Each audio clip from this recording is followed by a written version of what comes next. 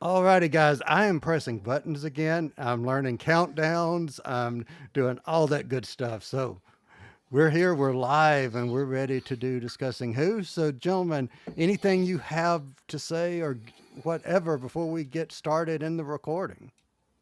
Been looking forward to this, yeah, for days. So yeah, let's get into it. Let Me go. too. But one thing I guess I need to do that would be probably prudent would be to Pull up me notes. Oh, I'm sorry. yeah, actually open my notes because I had forgotten to do that. All right. So, gentlemen, welcome everyone in the chat. Glad to have you here, and we are about to get started. So, here we go.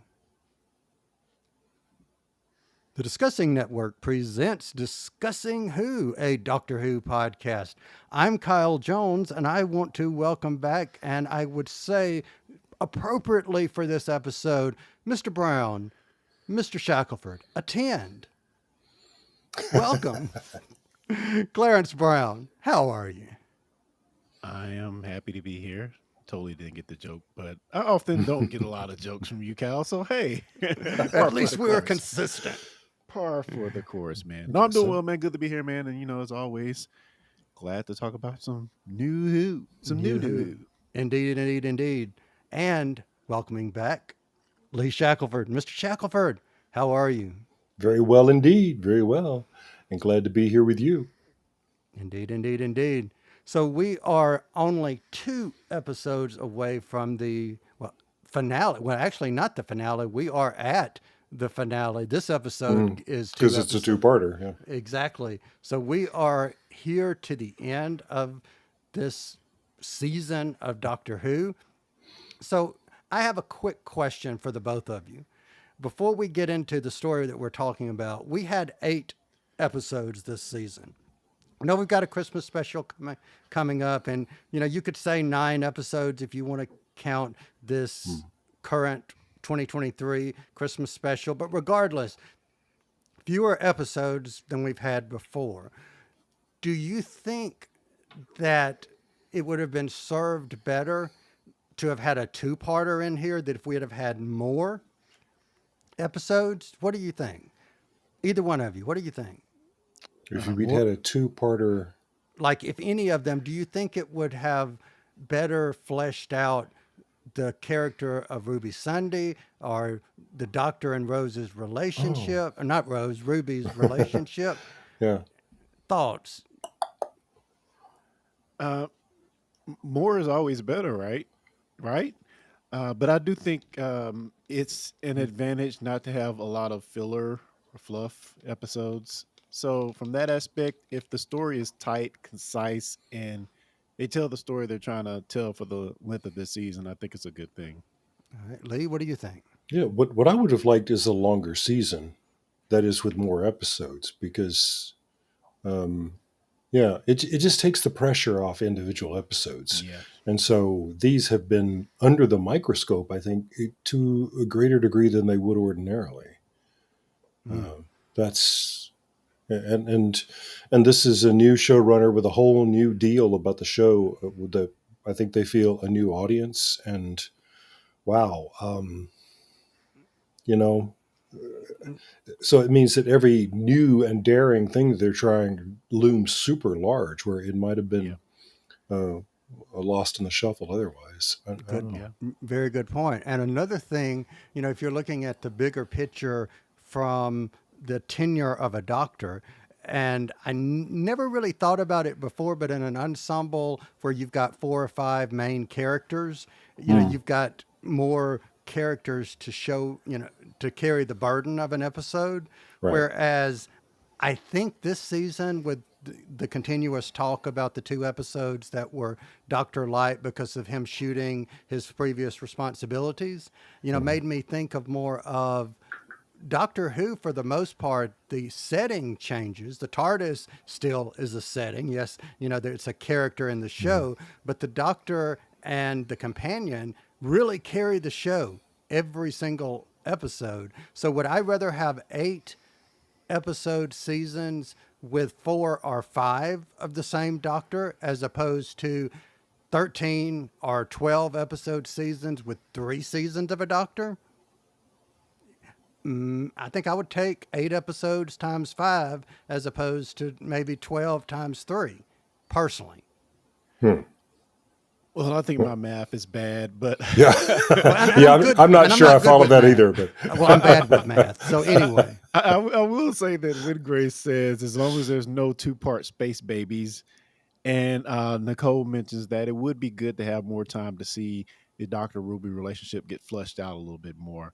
So I yeah. do agree with both of those points that, yeah, maybe a little more time wouldn't have been all that bad, you know. indeed, indeed. And, I am so glad Nicole is in here because we've had conversations in the past about Nicole wanting to like Doctor Who and didn't. And she really liked last episode. So I'm so glad she's in here. But Nicole is a perfect example of what I love about someone. And that's why she's been on the show with us before as a co host, being able to articulate why they like something, why they didn't like something, and pairing it and saying that they want to like something. So, with that being said, and this is completely me going off on a tangent here, but with that being said, I want to mention one other thing. If I could get to there we go. So I went down a rabbit hole this week. And I mentioned this on our last episode, and I'm mentioning it again tonight. But I went down a rabbit hole of trying to post as myself and as discussing Who on social media. And there is so much negativity out there that even if you post something nice, they attack you. I've been called a Disney bot this week. I've been called an idiot this week for saying something nice.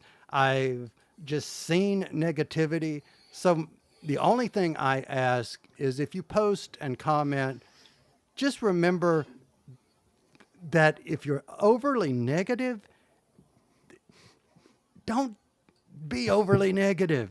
And I will admit I was not a fan of Chibnall. I had the ALINC, but I wanted to love Doctor Who during that time. So just kind of keep that in mind. What you're posting out there, it does give you an impression of either being a very unhappy person or a happy person, or happy and reveling in negativity. On our page, on our stuff, I promise I'm going to try to be nice. Please just be nice. Say something nice. Yeah, There. there's definitely value in the whole reason we're here. There's value in the back and forth, the conversation. But, just outright meanness is not a good thing. And everybody's coming in with their own opinions about stuff. And certainly there's been some things. I mean, coming off the last episode, there wouldn't be another episode that would get the crowd up in arms. Would there be? Would there? No. But that being said, Well, media, especially when I'm thinking about science fiction, it's there to make you think. It's there to push the boundaries at times. And, um, if you come away from this episode or any episode of Doctor Who just thinking a little differently, or just having a different, or giving notice to a different point of view, I think it's a good thing. So, yeah, I've had my issues with some things as well. So I think it's just the world we live in. So we just kind of have to try to tune out the negative as much as we can. Yep. And let me also say to Clarence and Lee, I kind of, let me apologize to them because I totally sideswiped them with my comments because I did not give them a warning beforehand.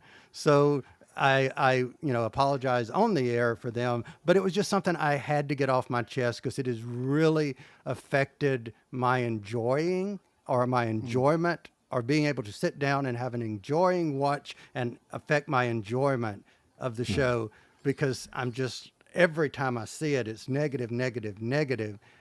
And I'm like, come on, folks. So with that being said, you're shouting into the void, I mean, yes, I told you this week, as one of the great philosophers of our age has taught us, haters gonna hate.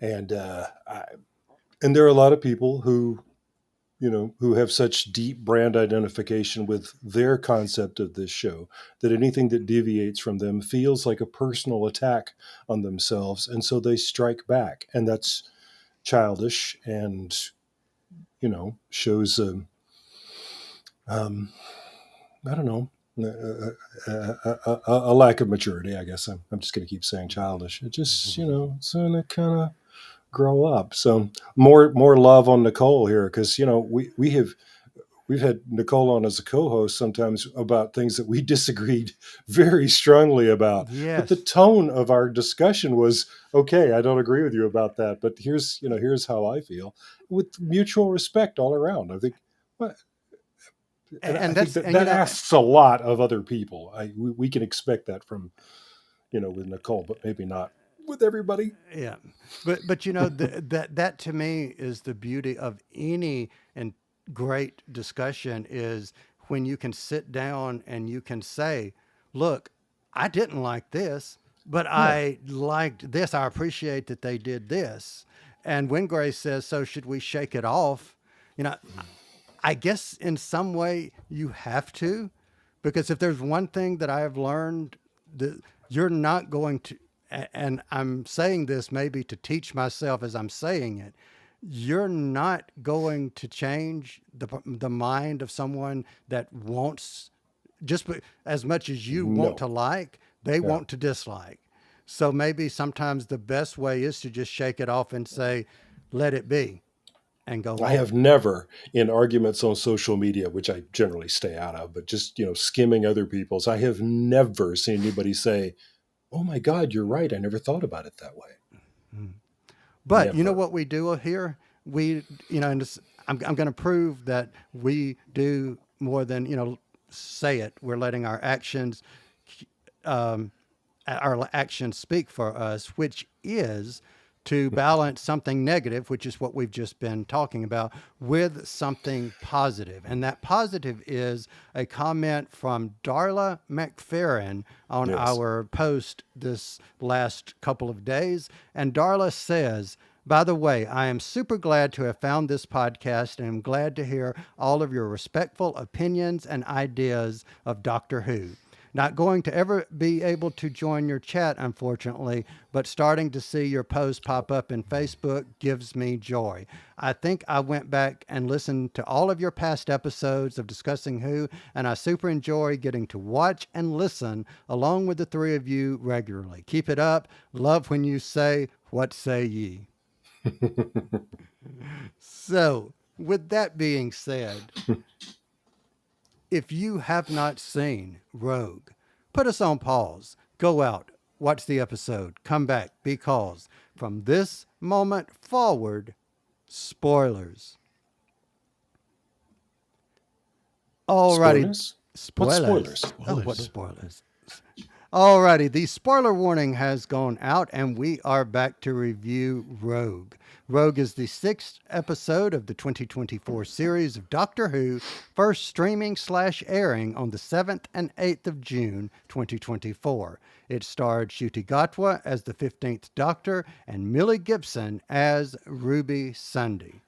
Lee Shackelford, I'll start with you. Some review. What say ye? I've been looking forward to our period costume pieces, anywhere we're going to go. So I've enjoyed being in the 60s earlier in the season. And so it was great to be in Regency era England. And so I just loved that. This reminded me a lot of Family of Blood, which, I love. But without feeling derivative. So it had the same things in it that I love about Family of Blood. So I really enjoyed it. It's just, yeah, I know that there's moments in this that are controversial, but I just found it a very entertaining hour of television. What say ye, Mr. Brown? Yes, indeed. Oh man, this is the second episode in a row where I had to really think about it. Is it a good episode? Did I enjoy it? Hmm. Um, and and let me just say first off up top that my issue is not the two the same sex issues with the episode that some people have. That's not my issue. I do have an issue with the doctor and love interest sometimes. So for that, it was kind of hard for me to get my head around. But other than that, I have to say just a beautifully written story, Mm. well crafted, beautifully shot. Some of the ideas in this episode were I think were really strong, and just kind of Rogue being this kind of this James Bond esque savant character that is just kind of cool. So yeah, I think there was a lot of great things in this episode. I think I really enjoyed it.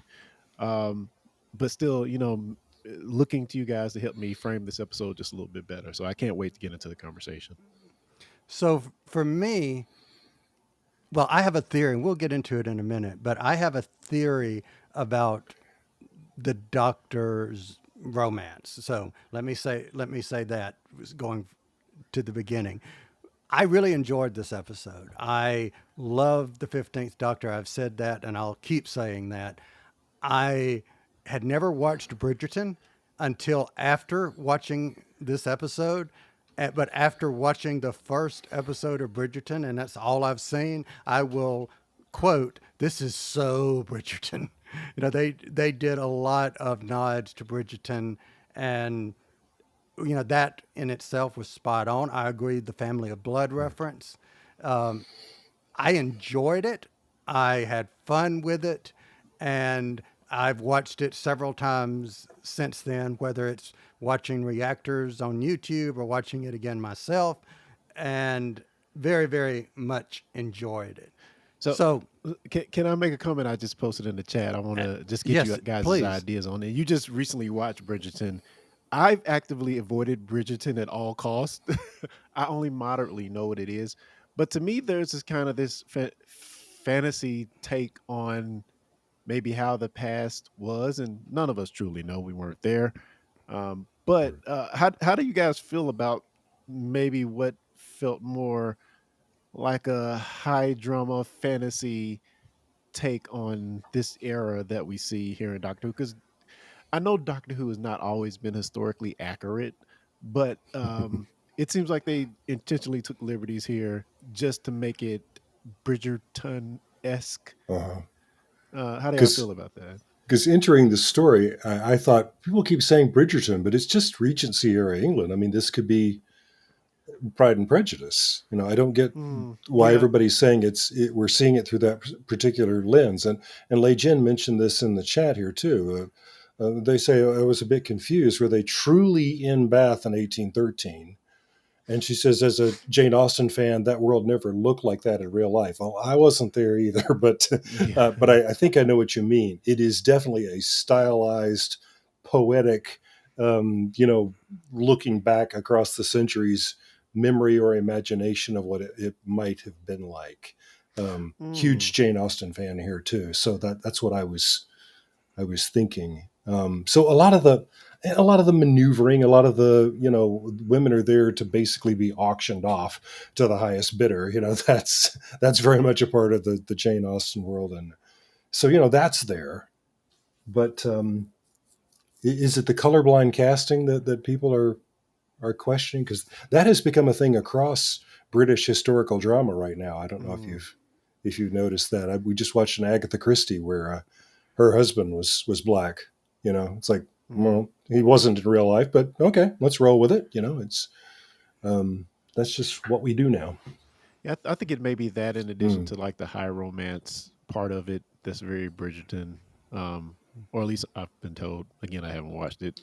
Neither have I. So yeah, I'm just Yeah, well, Lei having Jin said watched, this is cosplay festival. Yeah, and I think yes. that was kind of the point. Yeah, so right. Well, having watched the first episode, no spoilers here because it's only the first episode, but the dance, the True. scandalous dance, was in the first episode of Bridgerton.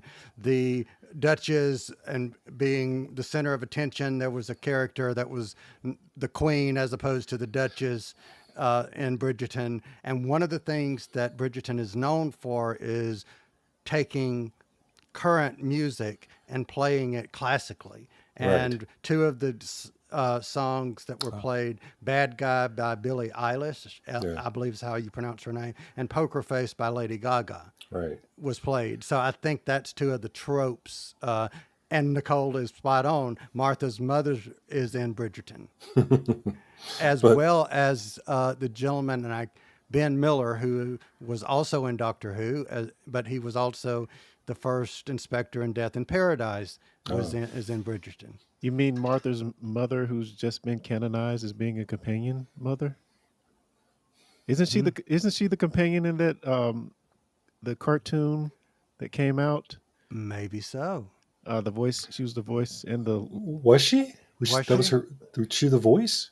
I thought Because she was. I could be when wrong. we reviewed that episode, we agreed that she would be the first, black companion. Because now, yeah, that's one of the things I was hoping we were going to get to. Richard E. Grant's Doctor is canon as of this episode.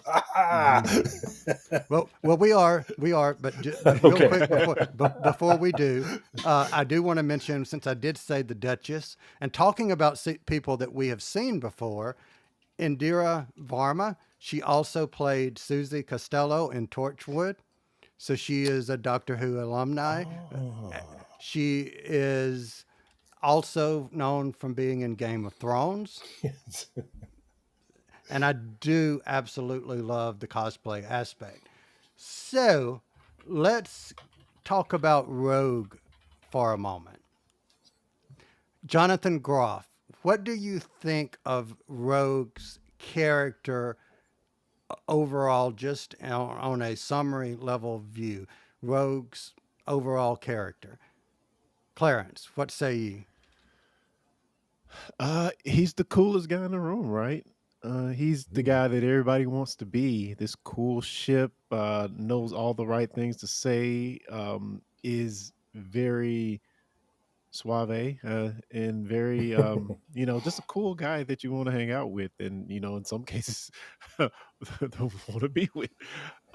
So, yeah, I really like this character.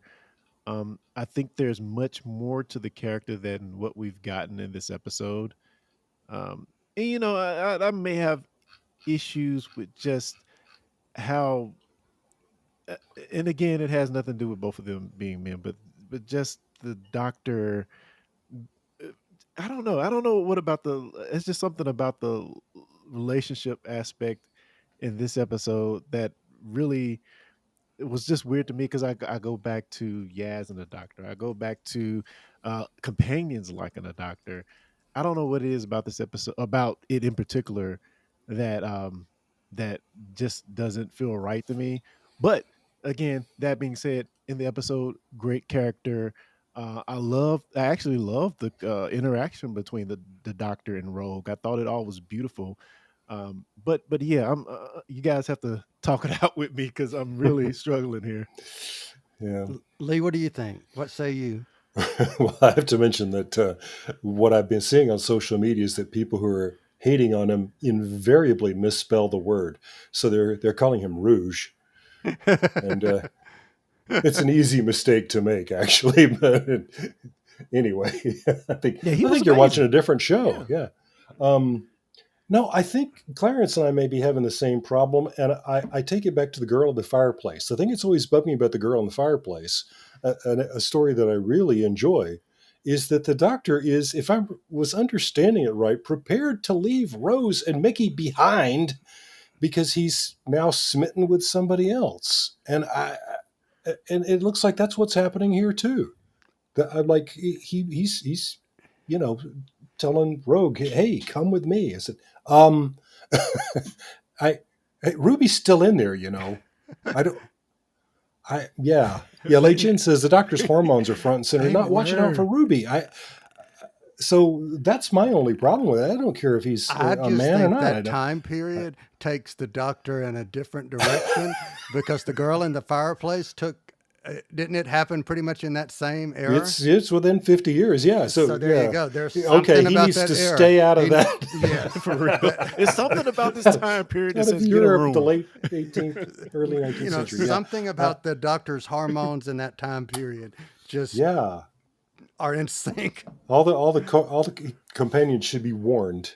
Yes. Yeah.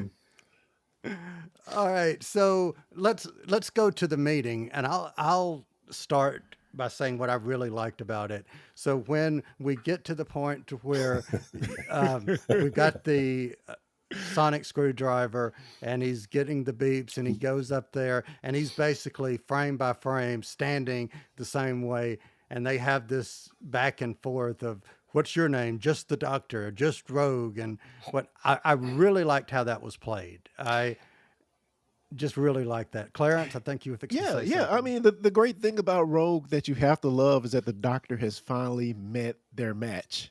Hmm. You know, this Yeah. Rogue is going toe to toe on even from the single word name. He's finally met his match and or met their match, and just throughout the episode, always one up.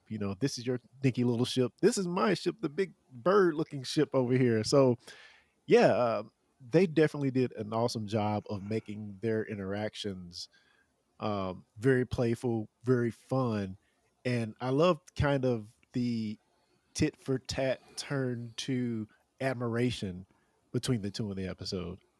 Hmm. Hmm. Yeah. All right. So, what was your general thought, Lee, on the meeting of the two? Oh yeah, that's a splendid scene. That's just wonderful, and I'm Clarence all the way. It's them each discovering, hey, you're better at this than I thought. Oh no, you're better at this than oh, this is you. You're going to do that. Well, how about I do this? And they can't top each other. It's marvelous. Yeah. Um, Mhm. Let's move to when we actually get aboard Rogue's ship, and we see when we get there, hmm. you've got this scene where he is basically Bond, molecular Bond, which I absolutely Yes. Don't love. take my Right. quote, man. You messed up my quote. Sorry, Man. sorry. I absolutely freaking love that. But what did you guys think of the banter in there? And then we'll go to the TARDIS, the alternate scene to that, which is the TARDIS scene. What did you guys think of the back and forth with them in the spaceship, not the TARDIS? Oh, I thought that's what we were talking about. Yes, yes. Yeah. Okay. Oh, okay. All right. Yeah, I thought we covered that. Oh, okay. Yeah, Yeah. well, let me also add real quick. In the spaceship, that's the point of the episode where it went from just kind of low level flirty to like, oh, get a room for me. Yeah. Because what's the song? The song that he was singing or playing, and he Uh, was just saying the words and looking right at him like, whoa, okay, yeah, that hello. was the Kylie Minogue Hmm. song, and I thought I Can't had get you to out do of it. my head. Yes, can't get you Yeah. out of my head. Yeah, wow. Yeah, it was very direct and Mhm. yeah.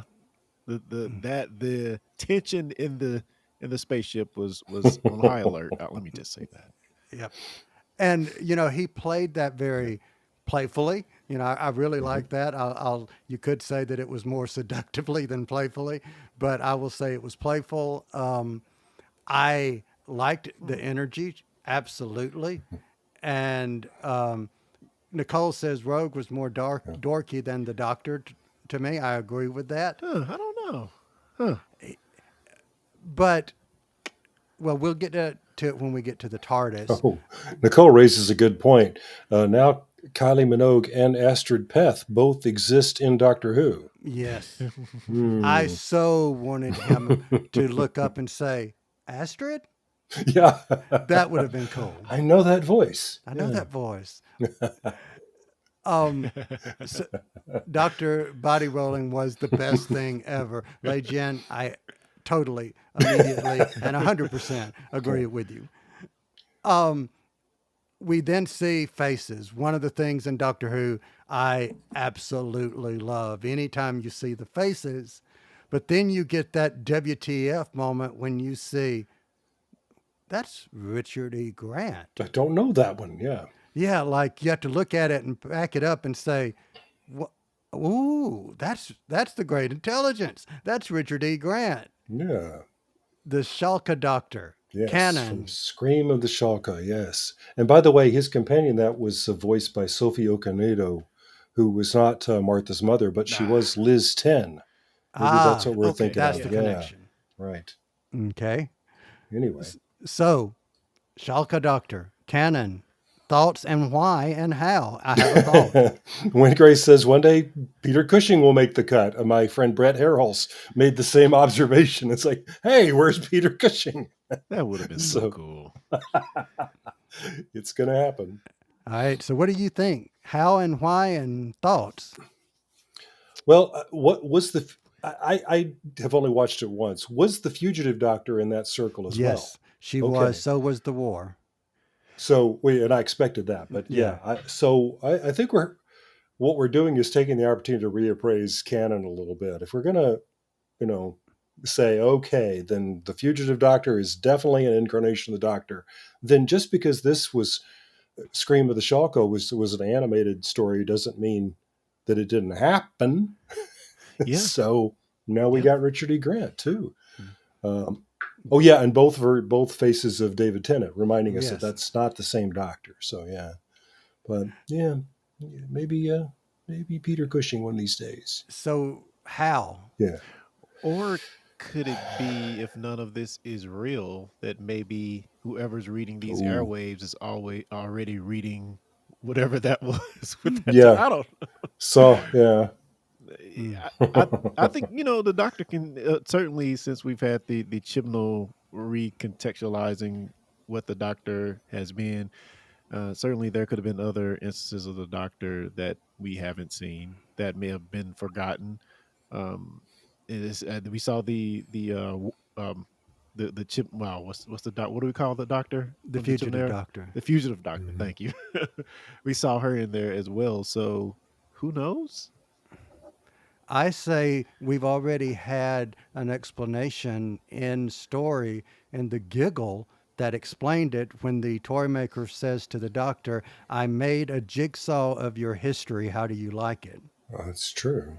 So, that That's was true. how they incorporated the timeless child Mhm. aspect of making a jigsaw. Well, that fits into a jigsaw puzzle of adding in another incarnation. Where does that incarnation fit? There Jigsaw. we go.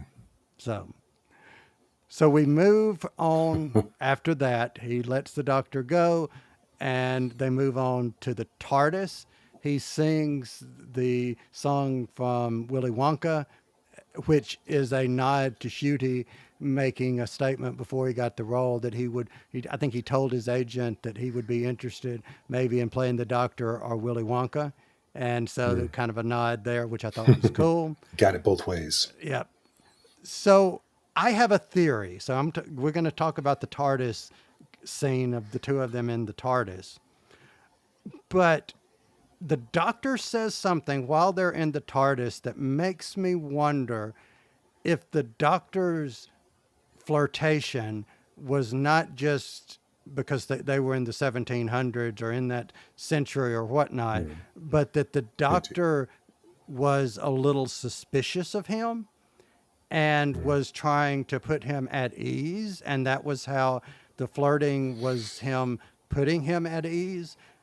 One reason I say that is because the previous scene when they are in Rogue's ship, he makes reference to there's a lot of paperwork because we have a new boss. We've heard of the boss before with Beep the Meep saying, just wait till I tell the boss. So we've had that reference there. And when they get into the TARDIS, when Gallifrey is mentioned, the Doctor doesn't say it's gone like he had told Ruby just a few episodes before. He says, maybe I'll take you there one day. But it is a time machine. It is a time machine. That's one of the things I've always wondered about was, anyway. So is that just clever writing? Is that sloppy writing? Is that laying the groundwork for future something? And the reason I say the reason I say that is, what what could that be? I mean, I don't know. Thoughts? Yeah, I don't know if I even looked that deep into it. So what you're saying right now is kind of new to me. I really didn't go that deep into it. that he was trying to put on the show to get more information, which I think that's what he was doing at first anyway. When he left Ruby on the hall floor, he was going there to. I think that's why the flirtation originally began, because he was trying to get more information. Hmm. But I didn't really read into it more once they got in the TARDIS of that particular part that you were saying. All righty. So moving on, we've seen the faces. We've seen. What did you guys think of the dance scene? Oh, that's so Bridgerton. I don't know. It was really lovely. Yeah. You know, I mean, one of the things about this period that's attractive is that these dances are so, from our perspective, they're so stiff and they're so formal. Well, you see this in good plays, good productions of Shakespeare too, when they've really researched the period dance. Is that it's also courtly and everybody has sort of specific places they're supposed to be. So if there's anything meaningful that's passing between them, it's going to happen in their faces. And so in this case, we're reading all the subtlety of body language and things in their faces. Just fantastic. Yeah. Indeed, indeed, indeed. So, what did you guys think? We've not really talked about the Cholders any. So, what did you guys think of the concept of aliens who were um, basically cosplaying? Hmm. Cosplaying soul sucking shapeshifters. Yeah. I find that very interesting. And we've maybe not here particularly, but I know we've made the joke before of, what are those people, what are those aliens going to say when they tune in our television and see this reality TV? What are they going to think of us? So Hmm. this is a case where they've tuned into our drama programming on Netflix. By the way, this is a Disney show. Uh, they've Yeah. tuned into our programming and they have come to be a part of the chaos or the drama. And yeah, very interesting there. I thought just that concept of them coming to experience what's going on down here, I thought that was pretty interesting. Them as far as a villain, excuse me, it reminded me a lot, and I know they're very different, but the family of blood, as Lee mentioned, it reminded me a lot of that episode. And this idea that they're here just to have fun and blend in. I thought it worked really well. And I don't know about the bird aspect of how they looked. I thought, it was very Doctor Who in that aspect, but all really, really well done. It's just another piece of the writing in this episode that I thought was really good. Awesome. And you know what? I really liked how the birds looked overall, the Hmm. different styles of them. One of them to me looked like the Twitter bird. I was Yeah. thinking that's what happened to the Twitter bird after Twitter became X. I Oh, appreciate that in the chat, Nicole and Lei Jin are talking about the fact that they keep saying cosplaying, but really what they're doing is live action role playing, which is not the same thing. But it's probably Uh, true that for the audience, if they said they're LARPing, the most, I don't know, a lot of mundanes would have said, "What?" So yeah. so, so let me ask you guys this question. Do we believe that there's something going on with television? It sure seems like it. We're referring to it a lot. So I, yeah, I and don't know. mm, What do well, you think, Clarence? spoiler, I saw the next zone, and Hmm. is it too much of a spoiler to say we saw that? It looked Well, like they well, were standing. we've We already all saw it, seen the yeah. image of the Legend of Ruby Sunday. We've talked about the preview image card that had television cameras. Yeah, Hmm. yeah, that it looked like they were Yeah, standing in the television studio in the next zone at the right. end of this Mhm. episode. So that seems like where it's going. Well, Um, the reason I bring that up, if you go back to Space Babies, you know, she mentioned Star Trek, and we see the people in Star Trek-y Yep. looking outfits. In The Devil's Chord, she mentioned Strictly Come Dancing, and then at the end in the dance, we've got two of the dancers from Strictly Come Dancing. So there's been several TV, and Oh My Bridgerton, they're Yeah. in the Bridgerton era. And she So, mentioned Strictly Yep. again Yes. in Strictly this again. one. Yeah. so just interesting, you know, how that keeps coming up. A very Black Mirror-esque episode. Yeah. The last episode. So Yes, very definitely much so. ties. In in the there. chat says, Nicole says, it's all a dream. And I'm kind of, because that's such a worn out TV trope, that I'm really hoping that's not what's happening here. But even if it's all WandaVision, I But don't know. what if Ruby is something like the god of stories? I hope not. I don't like that. Or something, yeah. Something. But Connor Medlin, who I think is joining us for the first time, mentions several things that are just terrific. Welcome, Connor. Thank you for chiming in, reminding us for one thing that the Doctor almost, left his companions behind, or way back in the Aztecs. So it was the first Doctor who did that, kind of did that thing for falling in love. But Connor also points out that we've been hearing the name Susan Triad from back in the Giggle. Mel said they use Susan Triad technology. Susan Technology, Susan Tech, Sutech. Is that where this is all going?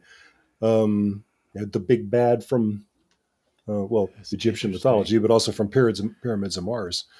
And, one of the things that's out there on social media is that Russell T. Davies has a magazine cover mock-up on his office wall that we have accidentally glimpsed in interviews that has Susan Twist on it as Susan Triad, anagram of Tardis. So, yeah. Who knows? Who knows? But if she is somehow the TARDIS, or something that the TARDIS is doing, I don't know. Interesting that the TARDIS was upset by the presence of a bounty hunter. We've had worse types inside the TARDIS. And, I don't know, and you know but- what? The RTD has said that the sparks that we see in the opening credits and the way the TARDIS has landed has something. And if we remember from watching the Pyramids of Mars, Sutek was trying to get into the TARDIS, take over the TARDIS. Maybe that's the TARDIS trying to reject Sutek. Maybe. Who knows? Yeah, Connor's reminded me that in the Aztecs, the Doctor did put his companions first, so that's true. But yeah, I think we were we were made to wonder there for a while. But no, he's not going. He's not going to leave them stranded in Mesoamerica. Anyway, So so we know at the end that we see Rogue sacrifice himself basically for Ruby, for the Doctor, and then says, "Find me." Do we think we'll see this character again? Is he gone? Thoughts? I don't think the script would have him say "find me." If that wasn't supposed to be, the beginning of a thread to follow, I don't know. Clarence, what do you think? I agree. Can I mention the fact that he's able to just knock Ruby off of the pad and replace her? I'm like, if he could have just did that, just knock her off. I mean, Right. they probably said something to explain it, but like, Or yeah, I that's didn't right. get You're that. stuck unless you do it real fast. Yeah, Yeah. yeah. Then what the Doctor needs is a lasso. Or was Yeah. it maybe because I want to say I heard somebody and it may have been Tasha in Tasha's chat on after the snap yesterday that mentioned it. Maybe it was because he was holding the button. That's possible. Maybe.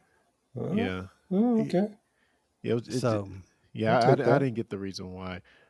Another quick gripe.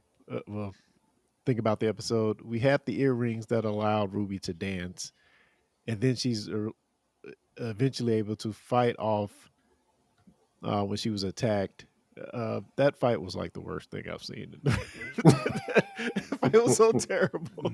That fight was so I terrible. like the idea of it though. Yeah, But you I know, I was breaking. The doctor played it up. Don't go to battle mode. I was like, yeah, oh, this is.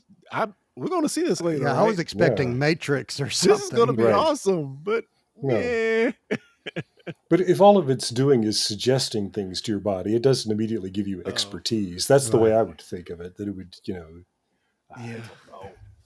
yeah. But I'm thinking, I okay, bought it. if I've got a bird person coming at me, hit them with a book, Yeah. or you know, I don't know.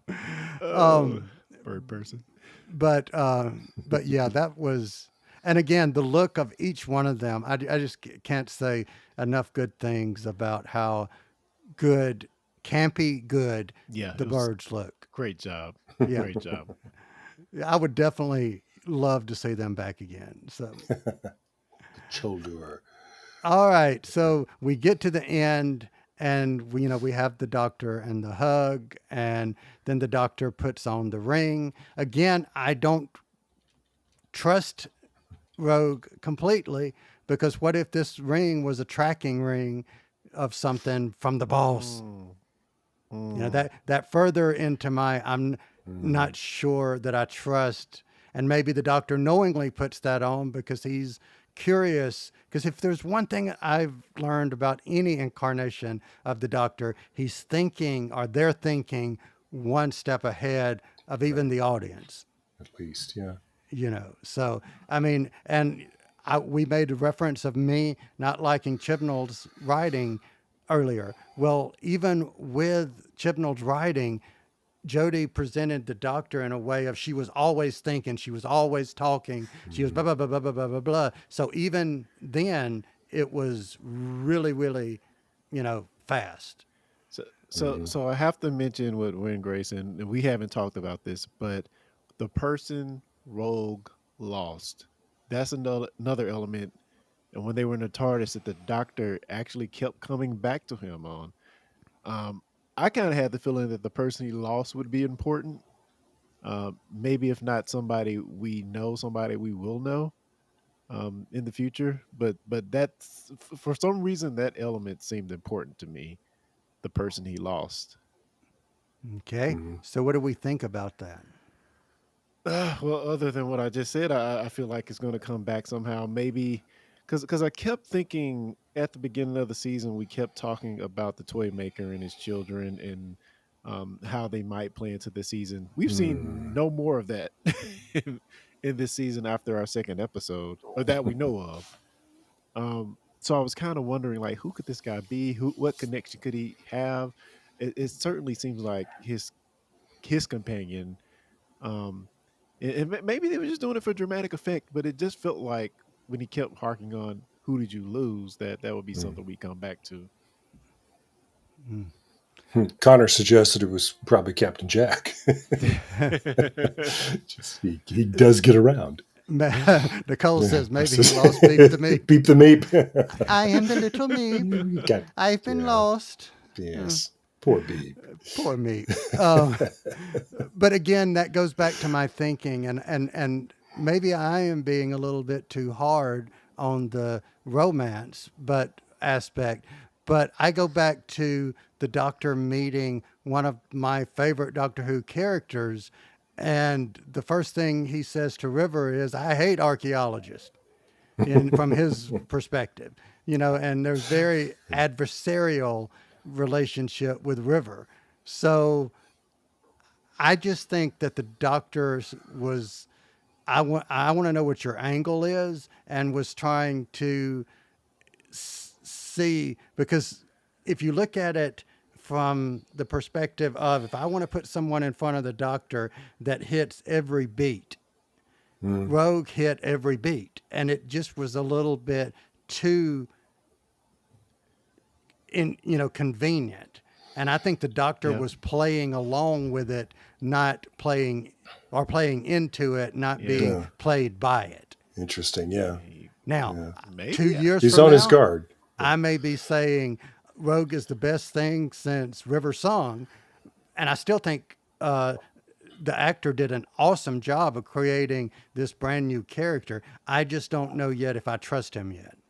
Yeah, I'm glad you brought up River because this relationship felt so um, right to the point. We're in it, and the doctor is swept off his feet. Whereas with River, it seemed like it took us many episodes to come to terms with it. So just a very different way of approach to it in this episode.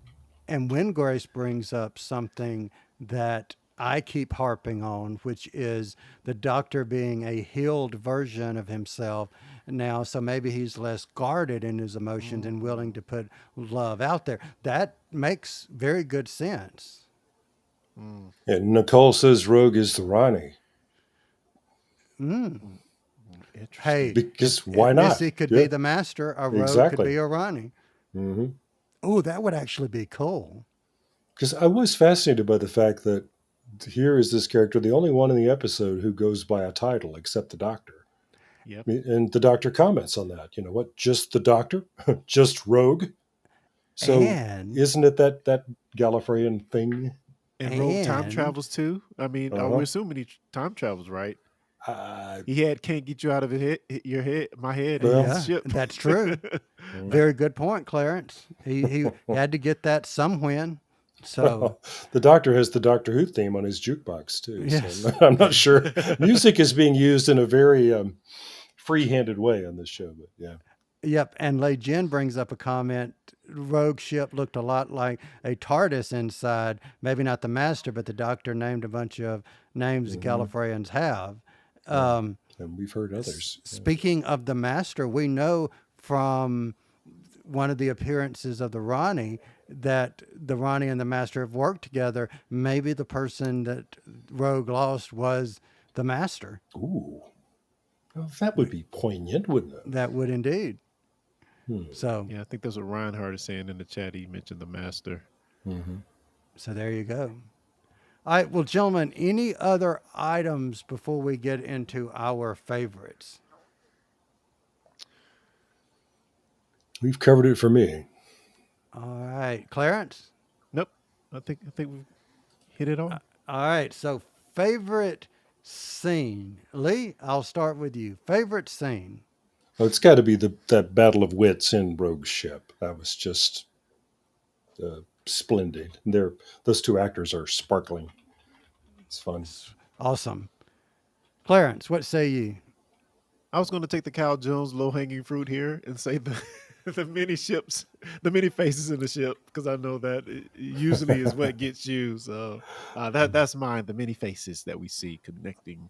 All right. Dr. So Who's since you took that one, I'm going to say the doctor dances was my favorite scene. Yeah, I the just doctor loved dances. him having fun and the fun aspect of the doctor. Totally like that. So that was my Yeah. favorite scene. And let me just add to that I did not see the get on one knee, give the ring. I did not see that coming at all. So I think again, just good writing. And weren't these the writers that wrote? And I think I got this from Tasha. Didn't they write on Loki season 1? Yes, that is correct. Yeah.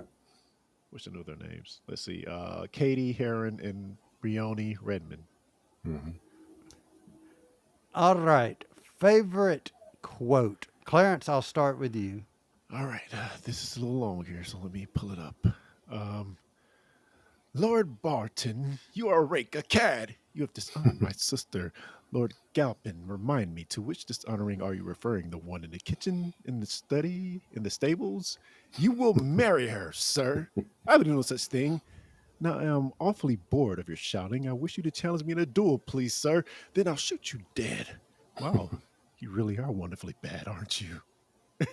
That's all I got. I want to be the bad guy. Yes, I want to be the bad guy. All right, Lee. Favorite quote. Also, a series of lines. Nice to meet you. I'm the doctor. Just the doctor? Just Rogue? Hmm. Yeah. He's got you there. All right. So my favorite one was "We keep going because they can't."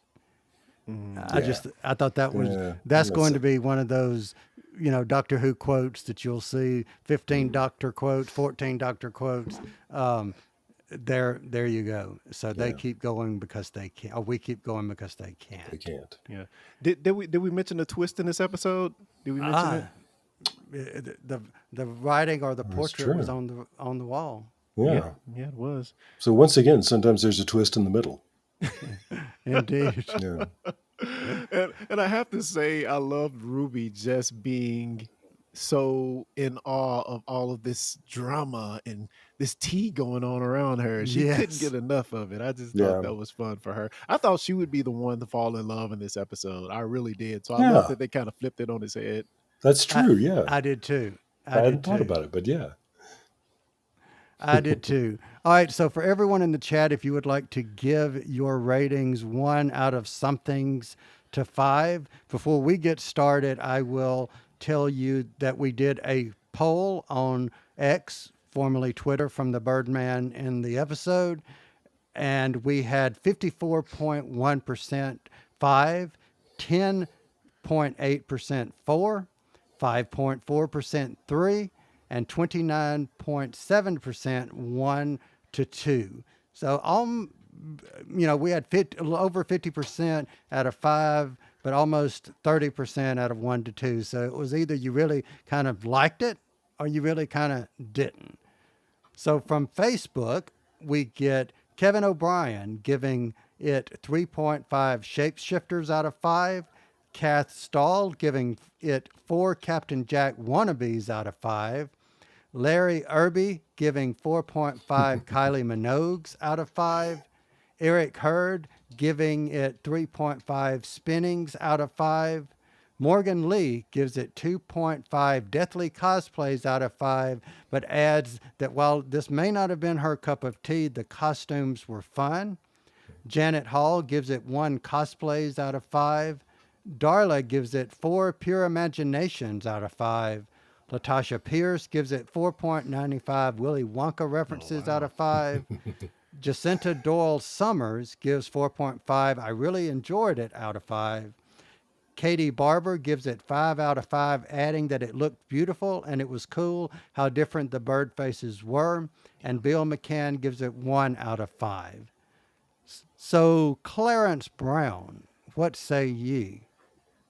Well, let me pick up the ones from the chat real quick, and then I will proceed with mine. Nicole gives us 4 Shaka Doctors out of 5. Connor Medlin gives us 1 out of 5 Weakest of the Air for him. That's fair enough. Fair enough. 3.5 Neck Twitches out of 5 for Lei Jin. 4.25 Dice out of 5 for Windgrace. And again, 4.8 Kylie Minogues out of 5 for Windgrace. I have to 4.8 of give them.